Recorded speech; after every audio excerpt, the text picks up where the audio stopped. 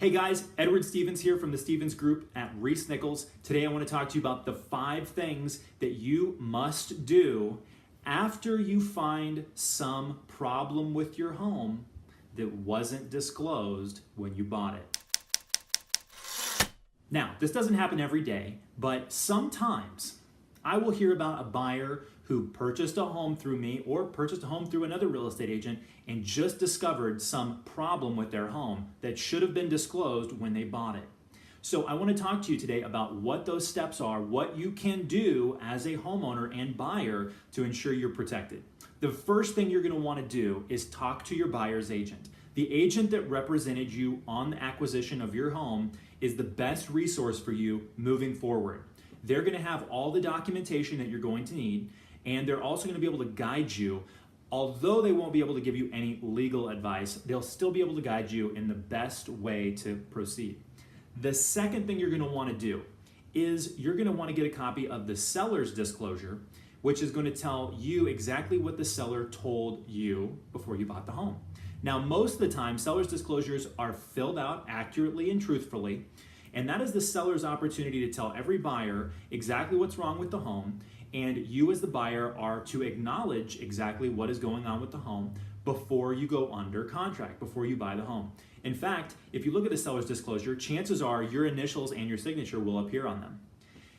If the seller's disclosure states the thing that you've already that you already knew about the thing and now you've just remembered it for the first time, I'm not sure there's much that can be done.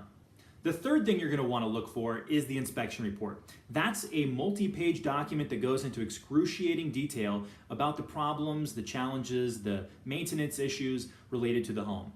Your inspector will have put that together, and your buyer's agent will have a copy of that, more than likely. If you don't have a relationship with your buyer's agent anymore, then as unfortunate as that is, it's probably going to be on you to get a copy of that inspection report for yourself, and that'll hopefully be in your files. Now go through that inspection report and make sure that they didn't already disclose that problem, because if they did, it's going to be very difficult for you to proceed along any kind of lines as I go through in steps 4 and 5 if they've already told you that there was a problem. Step number 4 is in the event that they did not mention this in the inspection report, and it is a challenge or a problem that you're facing today, is to get in touch with the inspector. Now, it could be easier for you to go through your buyer's agent and have your buyer's agent talk to that inspector.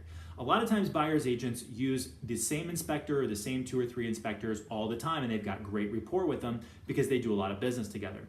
It might have more clout for your buyer's agent to call up that home inspector rather than you, because if the home inspector gets a call from the buyer's agent, they know there's a lot of money and a lot of business at stake. The buyer's agent can hopefully talk to your inspector for you and talk to you both at the same time about how to remedy the issue. Step number 5 is the nuclear option. Step number 5 means seek legal counsel. Now, I'm not an attorney, I'm just a real estate agent, so I can't give you any legal advice. But what I'll tell you is that sometimes buyers and sellers go to court. And the number one reason why real estate ends up in court is because of a seller's unwillingness to disclose a material defect. And so that's why we always coach our sellers at the Stevens Group: disclose, disclose, disclose. Buyers, you do have a right to seek legal representation and go to small claims court in the event that there's something that hasn't been handled in the first 4 steps. Hopefully it doesn't come to that though.